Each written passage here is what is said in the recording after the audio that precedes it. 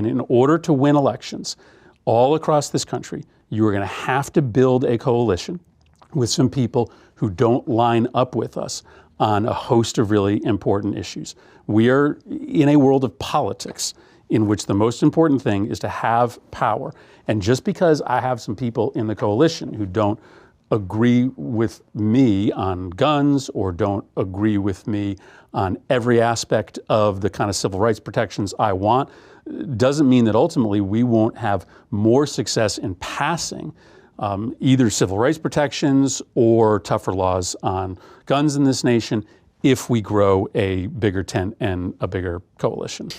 Yeah, I mean, there's basically four ways for any people to think about pushing back on some of these things, again, that are putting our citizens at risk. Number one is legislation and appropriation, right? What we're doing here in the Senate. We're in the minority, but we certainly have the ability to affect changes here. Not as many as I'd like, but that's a vehicle. Number two is litigation, and that's become a real front foot. We've got people who are firing off cases, particularly, from the state of Michigan against DOJ and their access to our personal information, our health information. What kind of backdoors are they putting on that data and for what reasons? Number three is communication, right? There's definitely, the Republicans are very good at flooding the internet. Obviously, Elon Musk controls the algorithms of X. And so making sure we're communicating loudly and regularly. And then fourth is elections. I mean, we have elections in this country. We have midterm elections.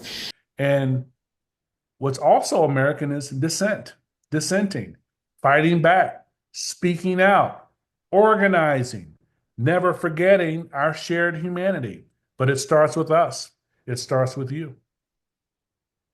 Joining us in the House is Congressman from the 5th District, John McGuire, and my former Congressman and current Congressman Ben Cline from the 6th District. Both John and Ben have served in this very chamber and are now continuing their fight in Washington. Whether it was here in the General Assembly or now in Congress, they have never forgotten who they fight for, the hard-working people of Virginia. Their leadership is making a difference not just in their districts, but in our entire Commonwealth.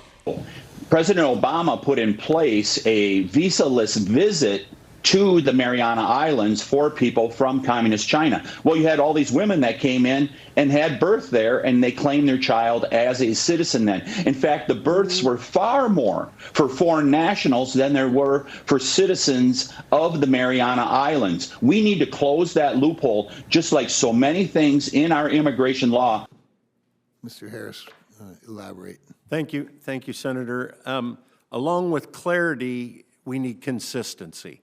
We need consistency between the core districts. If we could get true definitions of the terms that we were talking about, then our builders, our developers would know when they could take reasonable risk before they make a tremendous investment in both the property and start moving the dirt. So we do need that consistency and clarity. Well, but one thing's for sure is that they can't be the same as they were before Sackett, right? That there's certainly many fewer jurisdictional waters than there were previous to Sackett. So you're really, as long as there's a 1% chance that it's jurisdictional, you're almost obligated to your shareholders, to your customers, to your workers, to seek the federal government's permission to obey the law.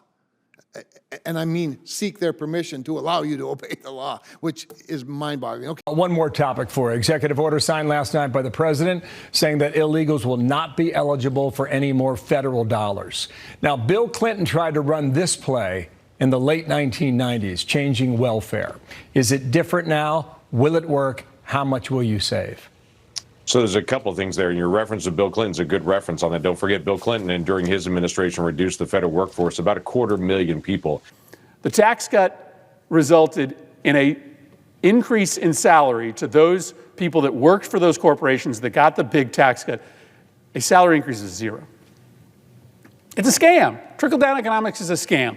When you put this much money into the hands of the wealthy, it does not trickle down to everybody else. When you give corporations those enormous tax cuts, it does not trickle down to everybody else. It stays in the pockets of the wealthy. I You know, President Trump said yesterday he prefers the big, beautiful bill that the House has passed. They've gotten it out of the Budget Committee. We'll see whether Speaker Johnson can get it through the House. My preference would be to deal with this in one big bill rather than do it piecemeal as the Senate is starting to do. Mr. President, later today, the Senate will vote to confirm Kash Patel to be director of the FBI. Mr. Patel will lead the nation's primary federal law enforcement agency at a critical time. We've seen a heightened threat of terrorism in the homeland. Illegal drugs continue to come across the southern border and take the lives of too many Americans. Violent crime spiked in recent years, and it's still a problem in many parts of the country. And at the same time, the FBI has lost the trust of many Americans who fear the agency has become politicized. Mr. President, Kash Patel has spent his career working in criminal law and national security. He spent his first 8 years after law school as a public defender in state and federal courts in Florida. In 2014, he was brought on as a terrorism prosecutor at the U.S. Department of Justice, prosecuting terrorist organizations like Al-Qaeda and Al-Shabaab. From there, he went to work in national security for the House Intelligence Committee and then in the first Trump administration. He worked on the National Security Council, where he handled hostage rescues, among other sensitive missions. He also served as principal deputy for the acting director of national intelligence and later as chief of staff for the acting secretary of defense.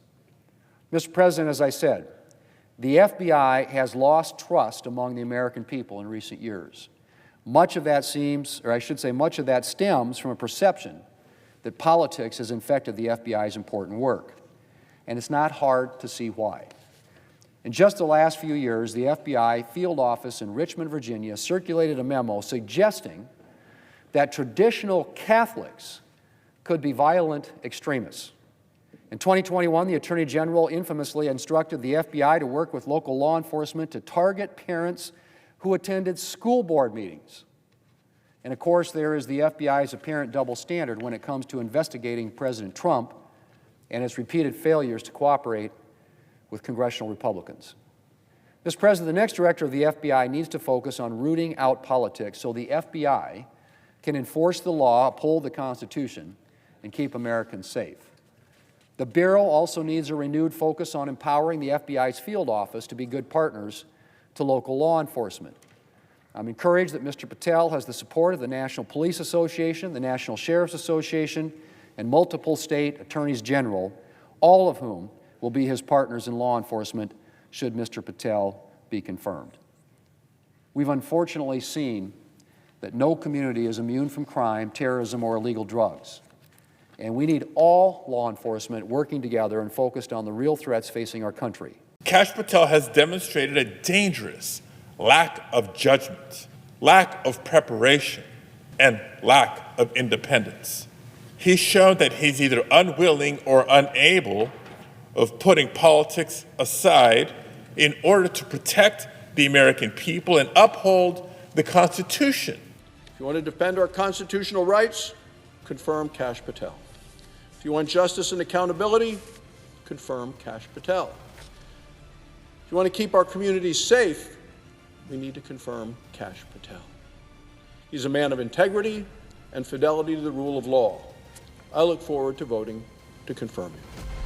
Well, how many people know that Thomas Edison could not get his light bulb to work properly until he stepped outside of his comfort zone, went up to Boston, Massachusetts, sat down with a guy named Louis Latimer, who had invented a filament. He collaborated with Louis Latimer, used Latimer's filament that made his light bulb work. Louis Latimer was a black guy, but he was as much a genius as was Thomas Edison.